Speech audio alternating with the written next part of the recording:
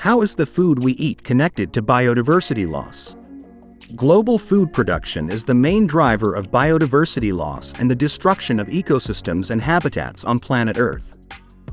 While habitats are destroyed so that land can be cleared for food production and agriculture, biodiversity loss is accelerated by our global food system through the use of fertilizers and pesticides and the energy consumption linked to food production. Unless changes are made to how food is produced, biodiversity loss will continue to accelerate into the future.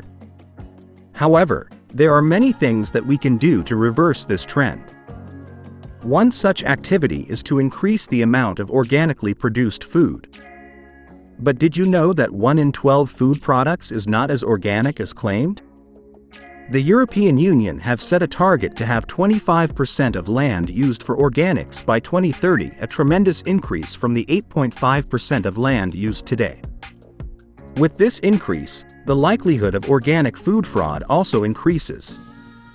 So how could you deal with this issue? In the battle against food fraud, blockchain technology could be a powerful tool. Although it has mainly been used in financial applications so far, it can also be useful in solving other problems like traceability in supply chains. For example, how do you know that the bananas you purchase from a grocery store are organic, as stated on their tag? A blockchain solution could involve the bananas being scanned at each point of the process, when they are harvested, transported, brought to market, and sold to the consumer. In particular, such a blockchain for organic produce would use a ledger to record every stage of the operation and make it much harder to conduct organic food scams. It would build trust that the bananas have been produced and processed as described. In another example, blockchain could be used to fight biodiversity loss by regulating the trade of banned or damaging pesticides. As a result, it would be clearer which companies are producing, transporting, and where these pesticides are being sold and used. It would make it easier for regulators to discover illegal and harmful practices.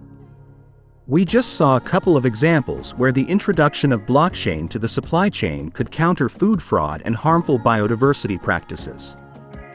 Blockchain technology is not the key to solving this problem but an irreplaceable tool in the fight against it. With the increased transparency built into this technology, blockchain could be used to improve any area where corruption and fraud are impacting biodiversity.